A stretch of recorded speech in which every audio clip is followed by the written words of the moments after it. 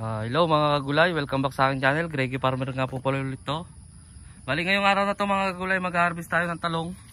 Kung mapapansin nyo mga kagulay, ito nakakot na nila. Yan, nilalagay lang nila dyan sa tapos hahakutin mga kagulay. Bali ngayong mga kagulay ay umaga na kami nag-harvest.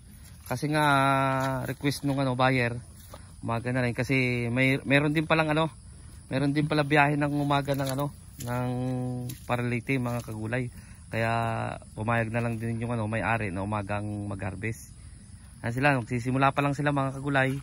Kahit umuulan nag-harvest mga kagulay. Yan si Amang. Good. Yan, hindi siya makapagsalita mga kagulay kasi pipi siya. Ayan. Wala yan ang mahakot niya sa isang linya. Ayan. Hindi pa niya tapos sakutin dito, meron pa yung ganyan Yan. Meron nga nag-comment sa akin na bansot nga daw. Pero kahit bansot to mga kagulay ay marami naman siyang bunga. Siya mga gulay kasi umaabot naman siya ng 1,000 plus. Ayan. Dito banda ay talagang bansot dito mga kagulay kasi ito yung natubigan. Buti nga naka-recover pa siya mga kagulay. Siya. Bali sasama na rin namin tong ampalaya na harvestin mga kagulay. Ito. Yan yung ng ampalaya mga kagulay. Mga bunga ng ampalaya. Doon muna kami sa sa dulo. Para pupunta dito mga kagulay. Doon sa dulo ay unti lang ang bunga mga kagulay. Kasi medyo nahuli doon. Hindi naman na parehas to na nahuli yata ng doon ng 10 days mga kagulay. Gawa nga nung tinanim to, pag tanim namin tong ampalaya ay umuulan. Tapos kinabukasan hanggang sa inulan kami ng inulan. Ito ang tsura ng ng talong natin mga kagulay kapag di pa na-harvestan yan makikita nyo yung bunga niya. Ayan. Ang kapag ginanyan nyo, bansot nga naman siya mga kagulay. Pero kapag tinignan nyo naman ang bunga niya, ayan.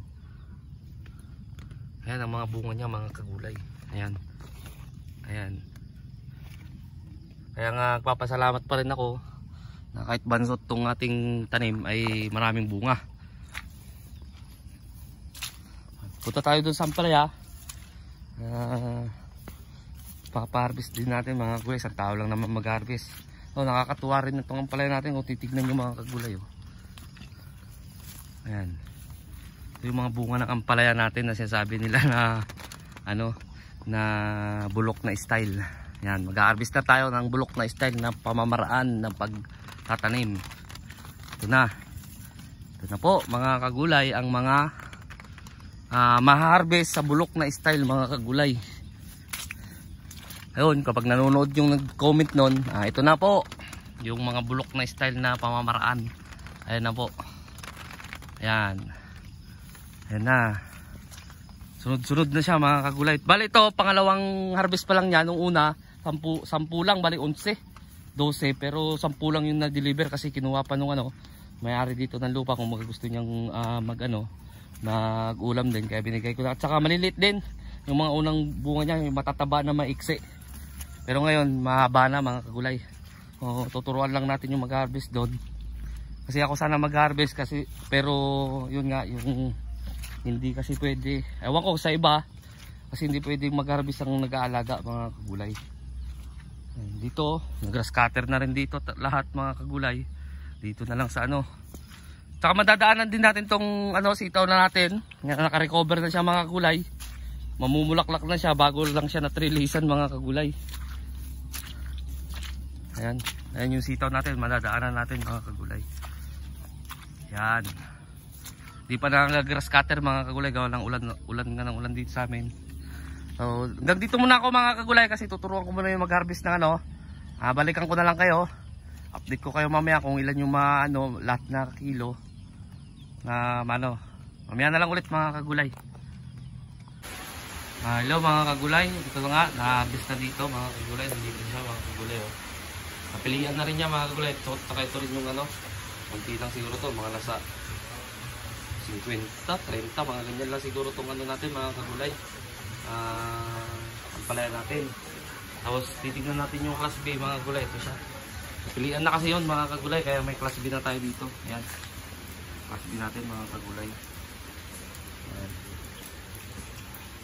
Yan, kung makikita nyo, umuulan talaga dito sa amin. Pero hindi pa tapos harvestin mga kagulay. Pero yung para sa Leyte ay nandun na mga kagulay.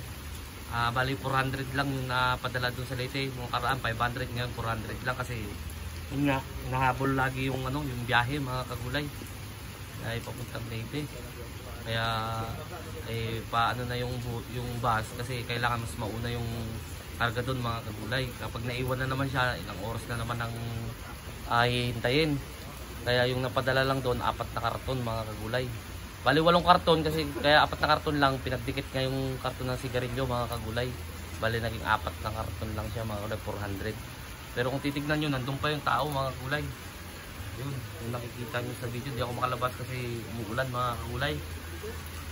Ayan.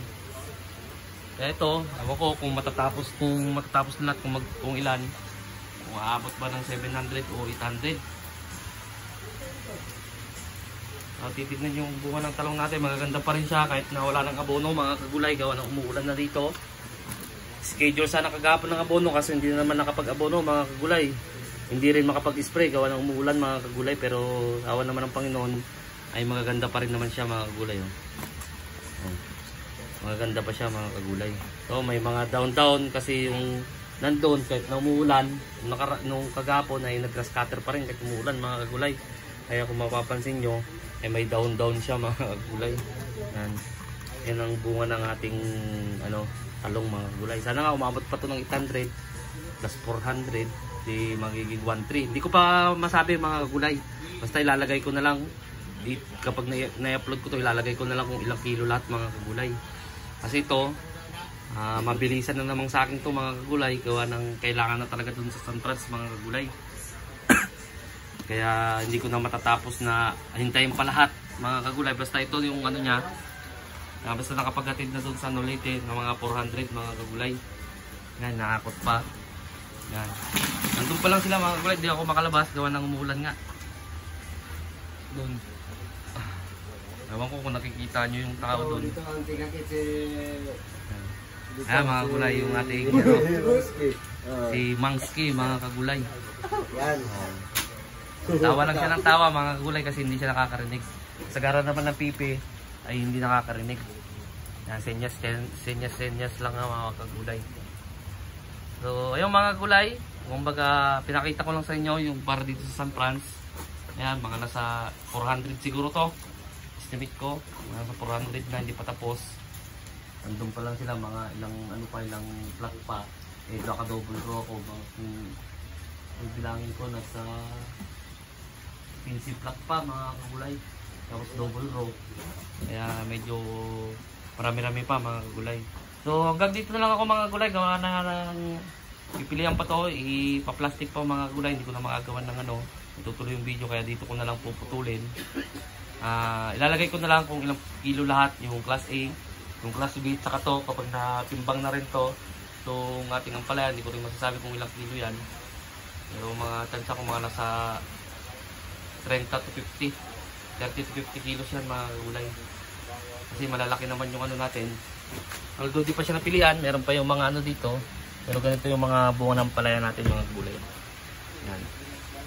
Tapos meron din siyang unting may tarak mga kagulay. Hindi na kasi makapag-spray. Yan. So yung mga kagulay, dito na lang ako. Sa bago pa lang sa munting channel ko, huwag nyo kalimutan mag-subscribe. Click nyo na rin po yung notification bell para update kayo lagi sa gagawin kong video tungkol dito sa tatanim ko ng gulay dito sa talong, sa palaya, sa sitaw, sa darating na pagtatanim ko ulit ng 3,000 na talong, at saka sa atsal, at saka sa siling Taiwan mga kagulay. Hanggang sa muli mga kagulay, God bless po sa ating lahat.